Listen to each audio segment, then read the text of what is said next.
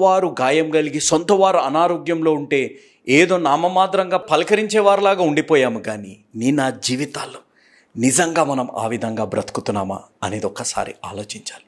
ఈరోజు దేవుడు నీ గాయాన్ని మాన్పాలని, నీ జీవితంలో ఉన్న ప్రతి కృంగుదల నుంచి నీకు విడుదల దయచేయాలని, నీ జీవితంలో ఉన్న ప్రతి నిరాశ నిస్పృహలోంచి విడుదల దయచేయాలని యేసు అనుచరులుగా మేము ప్రార్థిస్తున్నాం. మీ ప్రియతమ అన్న జోషణ గారు స్థాపించిన యేసు అనుచరులని ఈ కుటుంబం మీ కొరకు ప్రతిరోజు 4 పూటలు, ప్రతి శనివారం రోజంతా మీ కొరకు మేము ఉపవాస ప్రార్థనలు మేము చేస్తున్నాం. ఎంత గొప్ప అవకాశాన్ని దేవాతి దేవుడు దయచేసినందుకు క్రీస్తు నామమున ఆ తండ్రి అయిన దేవుడికి ఎంతో వందనాలు, కృతజ్ఞతలు నేను చెల్లించుకుంటున్నాను.